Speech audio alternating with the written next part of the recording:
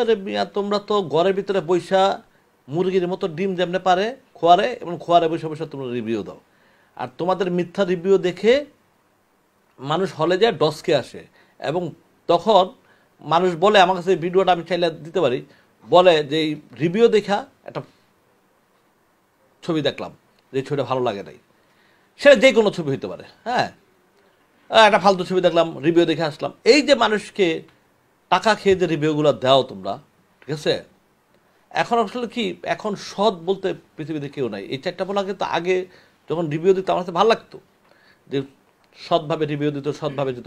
এখন দেখি বাংলাদেশের শ্রেষ্ঠতম চামচা এই চারটা, সে এবং আমার কাছে এই আসছে, হ্যাঁ চারটা ছেলে রিভিউ দেয়। তো ওই চারটা ছেলের কাছে আমার প্রশ্ন যে তোমাদের এই দায়িত্বটা দিল কে? এক নাম্বার টু, তোমরা সিনেমার সম্বন্ধে কী বুঝো? তোমরা যে কোনো সিনেমারে নেগেটিভ বলে ফেলো, পজিটিভ বলে ফেলো, হ্যাঁ, তো তোমরা কি এই এই সিনেমার বিশেষজ্ঞ বা স্ক্রিপ্টের বিশেষজ্ঞ বা ডিরেকশনের বিশেষজ্ঞ? এবং মিথ্যার চামচা, সব কিছুর চামচা, আর কথাবার্তা স্টাইল কি মনে হয় যে ওরে যদি বলি যে ঠিক আছে ওই চারটারে বলো তো আসতে, চারটার যে কোনো একটা ছবি ডিরেকশন দিতে বলো তো, আমি ইনভেস্ট করবো, আসতে বলো, দেখি ওরা কি ছবি বানায়। পরেরা ছবি বানালে তুমি এত বসে বসে মজা নিয়ে রিভিউ দাও, তুই বানা আমি ইনভেস্ট করবো, কথা দিলাম এখানে, আমি তোমাদেরকে আমি কথা দিলাম তোমরা একটা ছবি বানাও, দেখি আমি ইনভেস্ট করবো, কথা দিলাম এখানে, তারপর দেখি তোমরা কি বানাইতে পারো। হ্যাঁ তোমরা মিয়া তোমাদের নায়িকা তলে জাইঙ্গা সিংনা সন্দেহ আছে মিয়া, তোমরা শাহরুখ খানের ছবি নিয়ে, তোমরা ব্যান্ডের ছবি নিয়ে, তোমরা জেমসের ছবি নিয়ে, তোমরা বিভিন্ন ছবি নিয়ে তোমরা ইন্টারভিউ দাও মিয়া, রিভিউ দাও মিয়া, তোমরা কি রিভিউ দেওয়ার? আচ্ছা ঠিক আছে দাও, ওকে ফাইন, যেটা সত্য সেটা বলো। টাকা খায়া হ্যাঁ এই যে রিভিউগুলো দাও, টাকা দেওয়া কন্ট্যাক্ট করা হয়। যেমন টিকটকে গান ভাইরাল করতে হইলে টিকটকের জন্য 5 লক্ষ টাকা বাজেট থাকে, এটা কোনো কথা? মানে প্রডিউসারদেরকে মারার জন্য কত রকমের সিস্টেম বেড়েছে এখন। যেমন ওদেরকে এক সাংবাদিক বলতেছে যে পুরা ইউটিউবের কিনে ফেলছে, কিছু সাংবাদিক কিনে ফেলছে। সত্যিকারের সাংবাদিক তো আর কেনার ক্ষমতা কারো নাই, যারা সত্যিকারের রিয়েল সাংবাদিক যারা, ওদেরকে কেনার মতো ক্ষমতা কারো নাই। বাট কিছু সাংবাদিক তো বিক্রি হয়েছে, এটা সবাই জানে, এটা আমরাও জানি, নাম ধরেও বলতে পারবো আমি, ঠিক আছে, বা আইরা বলতে আমি চাই নাই, বাট একজন সাংবাদিকই বলছে যে কিছু সাংবাদিক তারা কিনছে। এই যে মিথ্যা রিভিউ দেওয়া, মিথ্যা এই দেওয়া, ঠিক আছে, এটা তো একদম বাজে, এটা খুব বাজে। এবং আমি দেখতাম আগে ওরা খুব মোটামুটি সত্য কথা বলতো, এখন দেখি তারা চামচামির একটা শেষ পর্যায়ে চলে গেছে। সেই জন্য আমি চারটা ছেলেরে বলতে চাই, তোমরা সিনেমার ওকে ফাইন, তোমরা সিনেমার এত ভোদ্দা, তোমরা আসো সিনেমা বানাও, তোমাদেরকে ইনভেস্ট আমি না করলে আমার ফ্রেন্ড করবে, আমার 10-5টা ফ্রেন্ড আছে, আমি বললে ইনভেস্ট করবে। তোমরা আসো, করো ইনভেস্ট, সিনেমা বানাও, দেখি তোমরা কত বড় বোদ্ধা, একটু দেখি, আসো, আমি চ্যালেঞ্জ করলাম, তুমি আসো, এবং আমি এখানে কথা দিলাম আমি ইনভেস্ট করবোই, আসো। সেই প্রভাব পড়ে, কারণ একটা মানুষ হলে এসে ডস খাচ্ছে, তখন সে ভালো ছবি দেখতে যাবে না, এই শুধু তাদের এই মিথ্যার কারণে। আমি জীবনে কোনোদিন শুনি নাই বাংলা সিনেমা কেউ বেরিয়ে বলতেছে আমার বমি লাগতেছে, ঠিক আছে, এই রিভিউ দেখেই গেছে। জীবনে কোনোদিন বাংলা সিনেমা আমি শুনি নাই, আজকে এইবার শুনলাম আমি, ঠিক আছে। তো এই যে কথাবার্তা, এই যে মিথ্যা কথা বলে মানুষের হলে পাঠানো, সে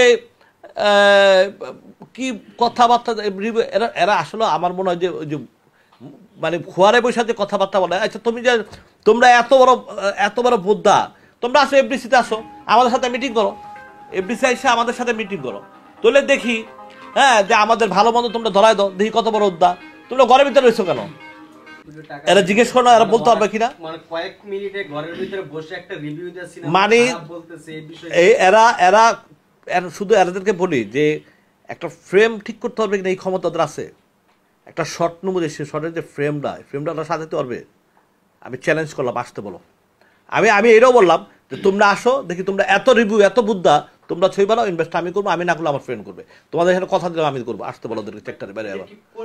এরা শোনো, এরা তো কিছু লোক তো ইউটিউবার আমরা জানি, এরা মুরগির খোয়ারের ভিতরে বসে থাকে, ঘরের ভিতরে যেমন মুরগি খোয়ারে ডিম দেয়, এরা বসে বসে ডিমটা পারে, আর কিছুই না, ঠিক আছে।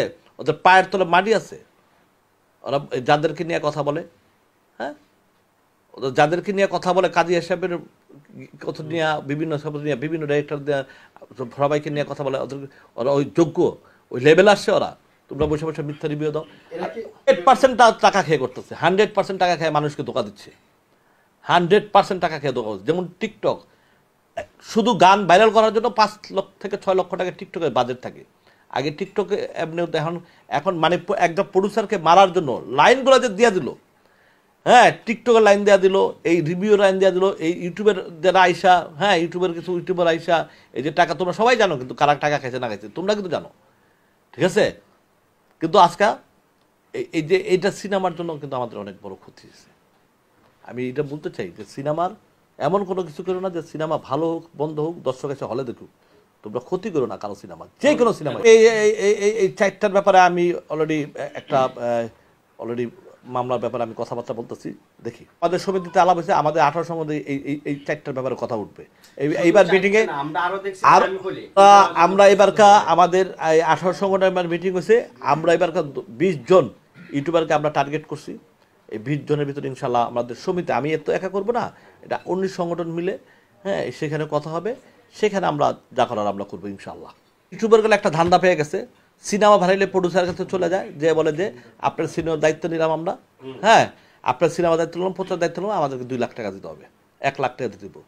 এই ইউটিউব আমাকে তো অফার